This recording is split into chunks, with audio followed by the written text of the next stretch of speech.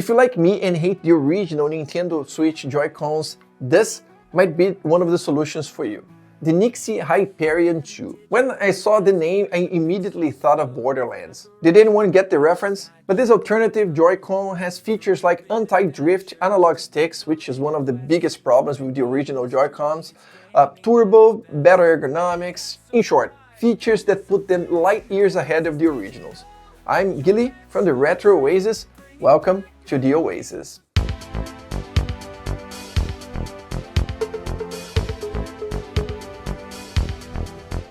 Nyxi sent this controller for review, but as always, everything you see in this video is my honest opinion and no one else's. This is the unboxing. We have the Joy-Cons, which come in this plastic case, and Nyxi nailed it. It's perfect for you to carry these extra Joy-Cons to a friend's house when you're going to have that nice multiplayer session. There's also a manual and this flyer with some company information, how to make exchanges, contact support, and kudos to Nyxi because you don't see this in any other Chinese device. And for first impressions, I really like its style. It's not really heavy, it's a little less than 160 grams. Look at the originals in comparison, a little over 100 grams. Of course, it makes sense for them to be heavier because there's a lot more plastic here, but you don't feel that when they are attached to the Switch. They have this faceplate that can be easily removed. They're not yet available on the website, but Nyxi's idea is to make additional faceplates so you can customize them the way you want. They have this texture on the back that further helps with the grip. But hold on, we'll talk more about the ergonomics in a moment. So you ask me, and to pair them, is it complicated? Connect on one side, connect on the other, start playing. They have an internal 500 mAh battery, and according to Nyxi, it gives you about 10 hours of gameplay if the lights are off, and 5.5–6 hours if they're on. As you saw in the unboxing, they don't come with a USB-C cable to charge, and that's because there's no USB-C port.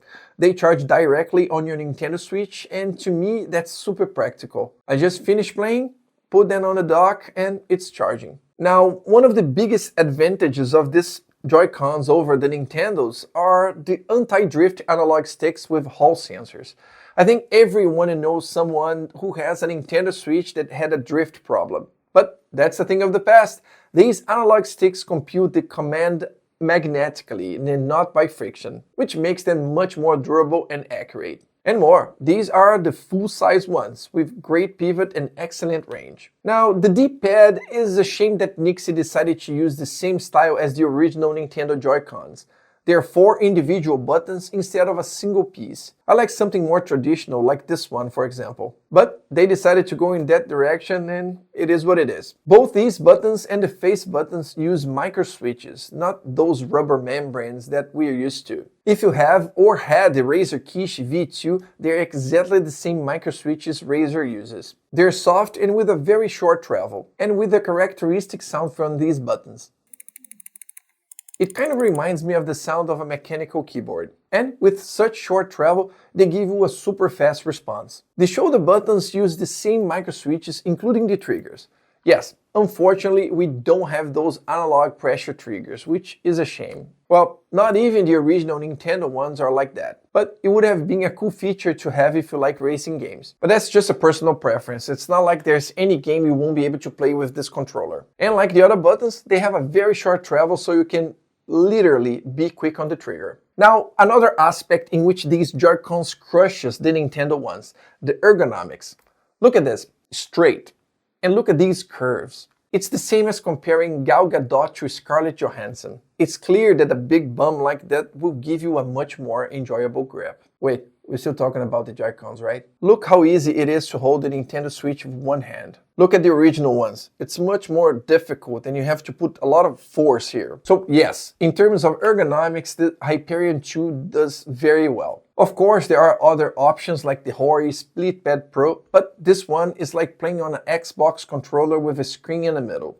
It's really focused on comfort, not caring about the size. But if you don't want to make your Nintendo Switch the size of a Steam Deck, the Hyperion 2 is the best option for me. Just remember guys, I'll leave all the links for these Joy-Cons in the video description in case you are interested. The Nintendo Switch comes with this piece here, which I've actually never knew the name of it. I call it the 2 Joy-Con connection piece. You connect the left and right and use it as a normal controller. We don't have this option with this one yet, but Nyxi said they're going to release this piece separately. I think it would have been nice if they had included everything in the box in the same way they already done with other gamepads from the company, but what can you do? The cool thing is that if you want to leave the Switch in the dock and remove the Joy-Cons, you can use them even without this piece, over Bluetooth. Now, many people must be wondering the size of the Switch when these are attached to it. Here it is, the comparison with the original Joy-Cons. Here with the Hori Split Pad Pro, and here next to a Steam Deck OLED. Then you ask, Gilly, you said it had more features. What else does it have? Turbo. You know that shooting game where you have to keep pressing the button like a madman for the ship to keep shooting? Just activate Turbo for that button and save thousands of dollars on band-aids. Just press T and the button you want to activate and it goes into Turbo mode. If you press it again, the Turbo becomes automatic and again it turns off. What else does it have? It has these RGB lights that you can adjust the way you want. You can adjust the colors, the brightness, and turn them off too if you don't want them. Okay, but after the lights, is there anything else? Yes, you can even adjust the vibration intensity by holding T and moving the analog stick up and down. And you can turn it off if you don't want any rumble. Okay, by after the vibration, that's it, right? Not yet. You can map the buttons to these two additional buttons on the back. Look how wonderful. I really like controllers and handheld devices with these additional buttons on the back. But folks, all these functions I'm showing, everything is in the manual, okay? And these Joy-Cons also have gyroscopes to give that edge with headshots. But unfortunately, it doesn't have Amiibo support. Amiibo.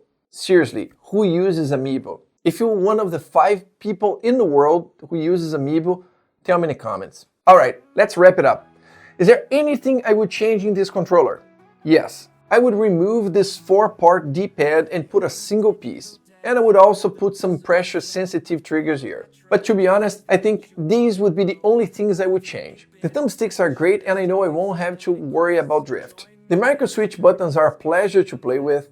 It has that nice turbo feature that will make your life easier in certain games, and to top it off, the ergonomy is top-notch with the sexy bum here. But you tell me, do you think these Joy-Cons are worth it? Before you rush to comment, if you like this review, check out this video here. But first, like, subscribe, and follow us.